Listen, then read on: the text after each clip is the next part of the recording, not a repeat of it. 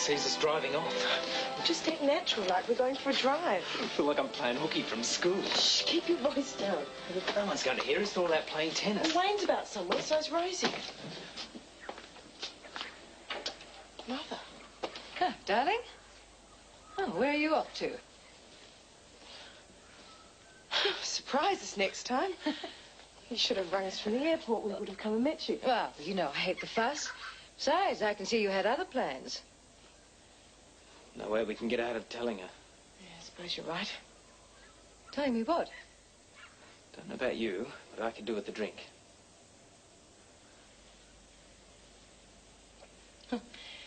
Well, now I can see why you needed one.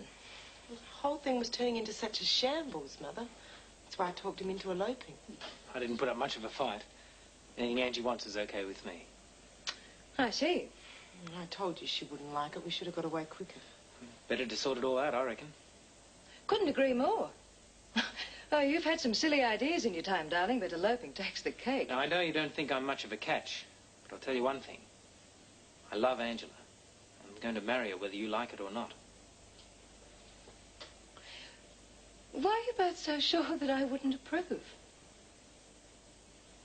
I can see that you're very much in love, and Angela's happiness always comes first with me.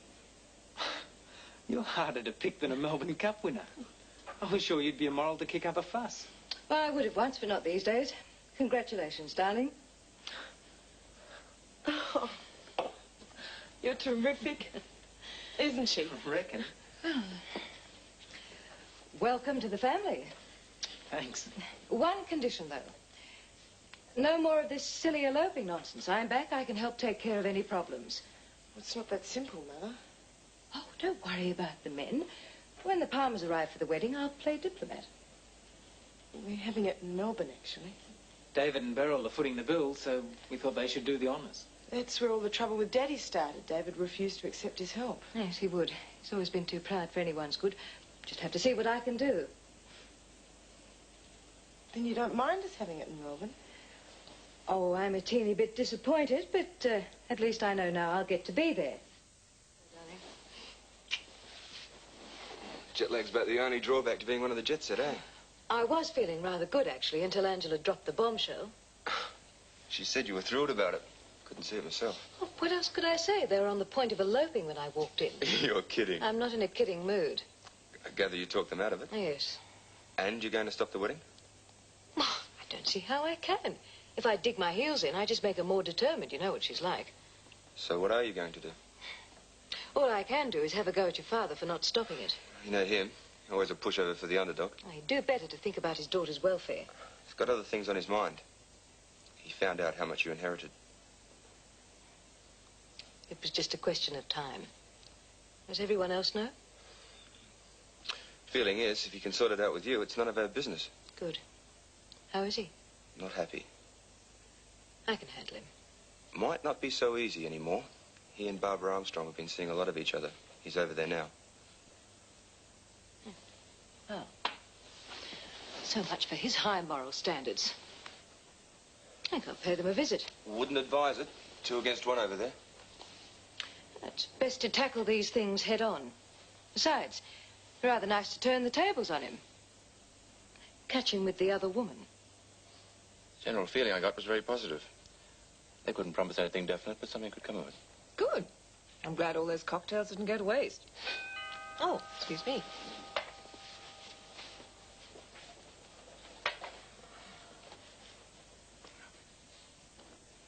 May I come in?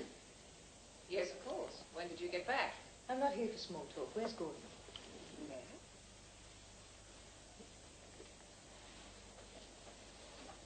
How cozy.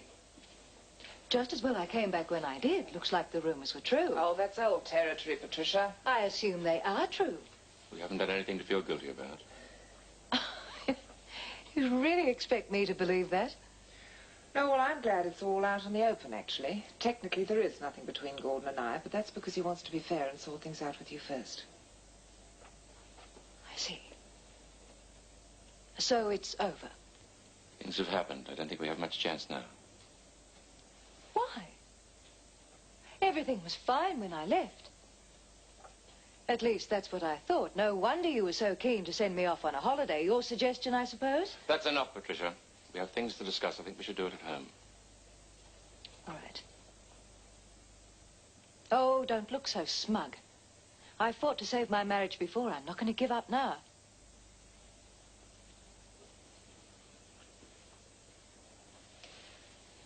Quite a display. More bruised ego, I should say, than anything else. I'd better go. She's the one on the mat, Gordon. Don't you let her bluff you. I have to give her a hearing. Well, call me as soon as you can. I will.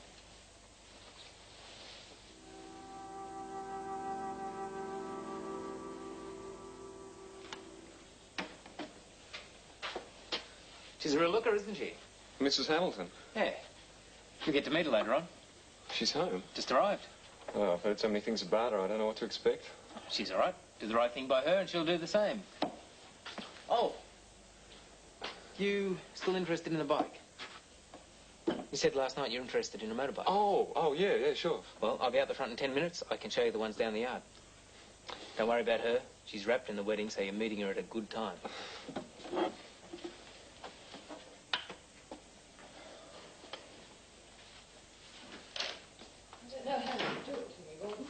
You've done a lot worse than me. I'm telling you now, I'm not taking it anymore. Ah, Paul, meet my wife. Paul's our new gardener. Paul Clark. Hello. Let's talk in here, shall we?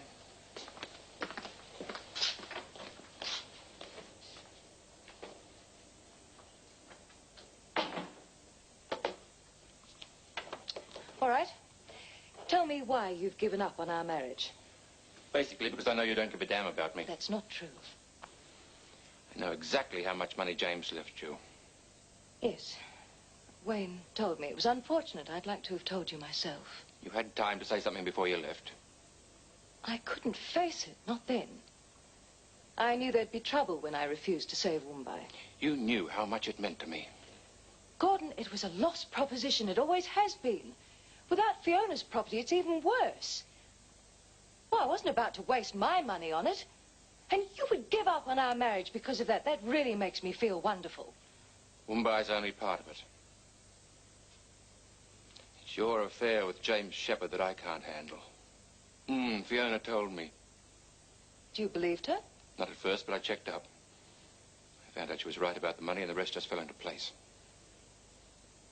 James and I were never anything more than friends. Then why did he leave you so much money? Because he was concerned about what was going to happen to me. He wasn't here 5 minutes before he found out that we were broke. I didn't know that he had altered his will to make provisions for me until I went to the reading. Some friend. He wasn't being entirely altruistic. He has a grandson, Paul, who he was hoping would one day involve himself in the business. Well, apparently at the moment he's wandering around on a working holiday. Nobody seems to know where he is. But when he turns up, the understanding is that I will help to keep an eye on him. And for that he left you a small fortune? Well, it's all in the will. You can check it out if you don't believe me. I don't. I believe that you're James Shepherd's mistress. Oh, yes, well, of course you would. I also think you earned every cent he left you. I want to know the truth. Go to hell. I don't care what you believe. Oh, you were right about one thing, though. James was more than a friend. And he was like family. He was like a father to me. And that's why he came to stay here when he knew that he was dying. And there was nothing I could do except just be with him. And he died in this room. I just had to watch. And if you think I'm going to stand here and listen to you...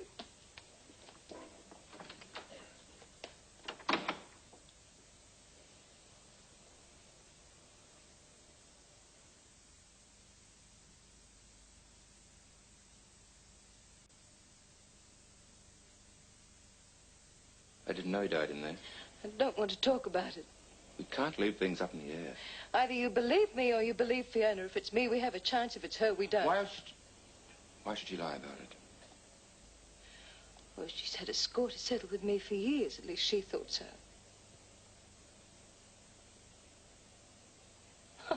Didn't she tell you she was his mistress when he met me?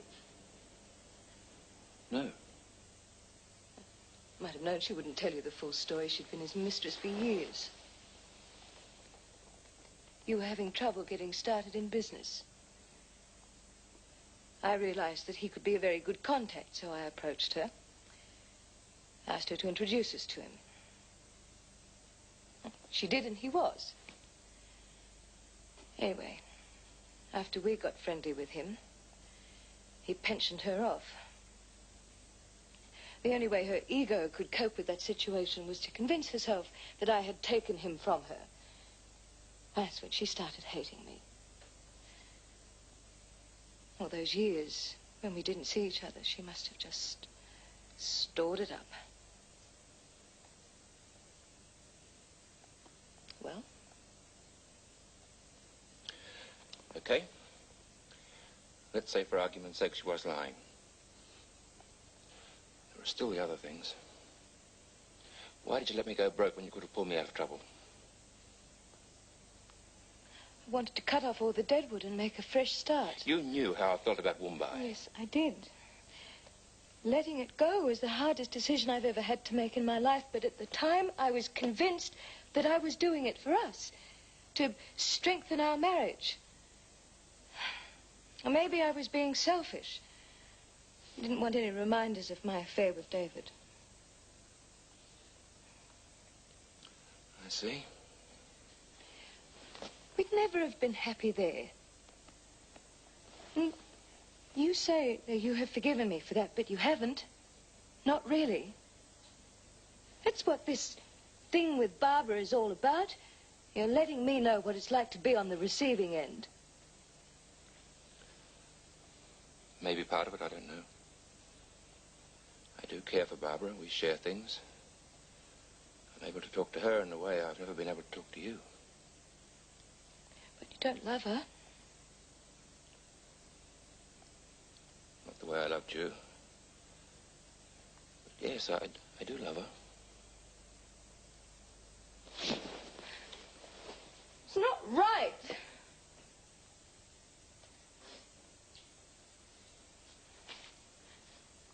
I'll be honest with you. I didn't love you when we got married. But I was very fond of you, and I thought that would be enough. When David reappeared on the scene, everything just went to pieces. But it wasn't until we were actually on the point of divorce that I realized how much it come to mean to me.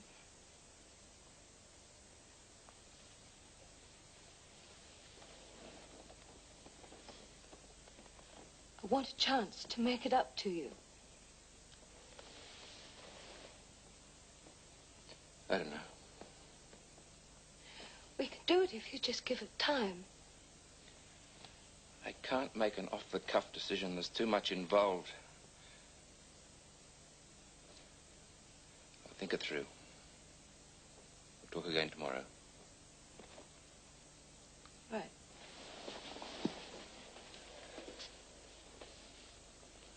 I'll see you in the morning. You're going to see Barbara? It's only fair to tell her what happened.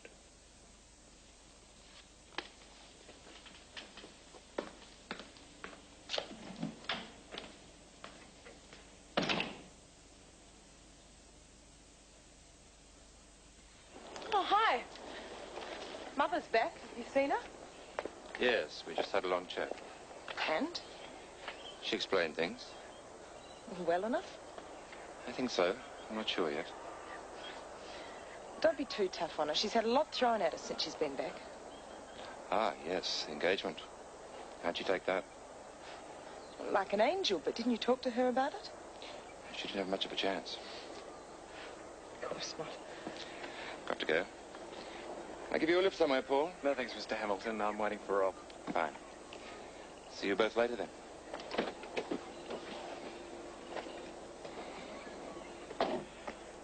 Your dad's a nice bloke. Why are you waiting for Rob? I'm buying a bike from him. As long as it's business. And what does that mean? Rob's very easygoing. I think he and Rosie might have given you the wrong idea about where you stand around here. Oh, no more card games, eh? No. And if Jill invites me to tennis, I'm supposed to make excuses? You're the gardener, not a guest. Do you want me to move on? I don't really care one way or the other. Then why do you keep heavying me about keeping my distance? We've had a lot of trouble with people working here. Daddy likes to be friendly with the staff, and some of them have taken advantage of it. Do you think I'm a troublemaker? I'm just warning you, that's all. Mother's the one who'll sack you. She's not as easygoing as Daddy. Right on time. Here's a man who can't wait for me to take his money. Don't be too long, will you? No, back in a flash. Okay, Sport, let's get the show on the road. Right. Gordon? Oh, Rob. Must have dozed off. Won't disturb you. That's all right. Wouldn't mind some company. Sure. Well, I feel like a drink. I don't like drinking alone. Oh, you won me. What'll it be? Oh, gin and tonic would be lovely, thank you. How did Mr. Hamilton react when you told him about Angie and me shooting through? I didn't. I knew he'd feel terrible if he knew how much he'd upset her. He's always thought the world of her. Yeah, I've noticed. Must be hard for him. Having to see someone else give her away. Yes. Thanks. Cheers. Here's to a very happy wedding. If you can get your hubby and David to bury the hatchet for the day. Gordon won't make any trouble. He'll do all the right things and keep his feelings strictly to himself, poor darling. Such a pity Angela decided to have the wedding in Melbourne. I know he's always imagined she'd have it here, in the garden. He never said anything. Oh, he wouldn't. If Angela said she wanted to be married on the moon, he'd try and organize it. It always spoiled her. Yeah, she told me. Should have seen them together when she was growing up. He was the best father any girl could have had.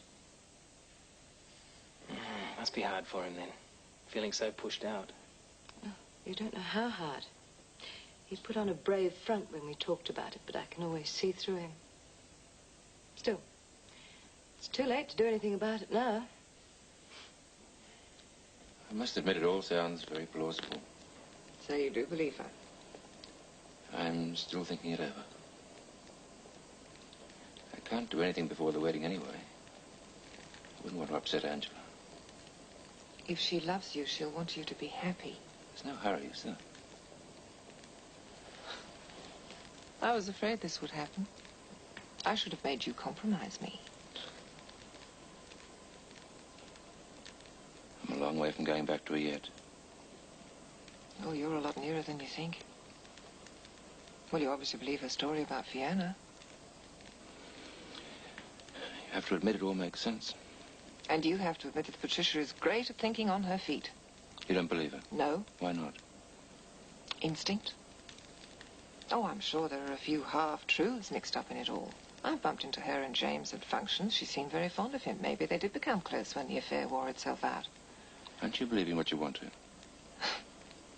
That's your speciality. I say whatever I mean. God help me.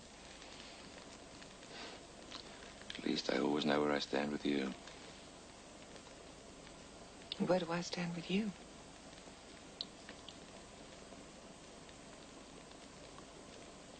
I care about you a great deal, Barbara. But I think we shouldn't see each other for a while. Not until I've decided whether I'm staying with Patricia or not. I see.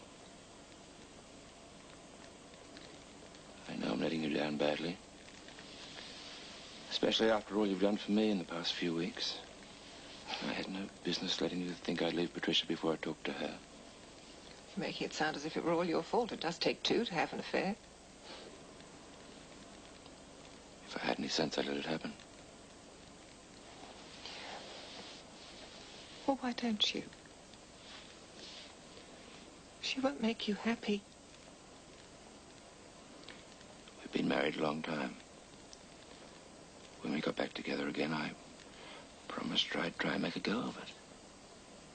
Well, I think what she's done to you gets rid of any promises. If she's telling the truth, she's done it all in good faith. If? Well, I've had my say. I'll shut up about it all now. Let's have some dinner. I can't stay. One more dinner's not going to hurt, is it? I need to be by myself for a while. I understand. I knew you would. No matter what happens, I want you to know I'll always care for you. I know.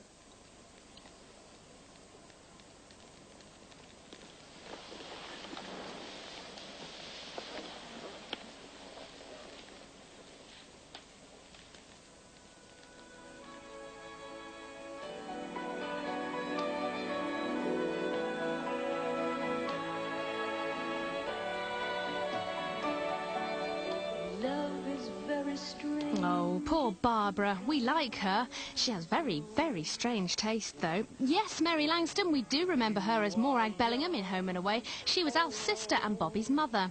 And, of course, she was Sister Scott in The Young Doctors and Carmel Saunders in Prisoner. But it's Pat the Rat who steals the show.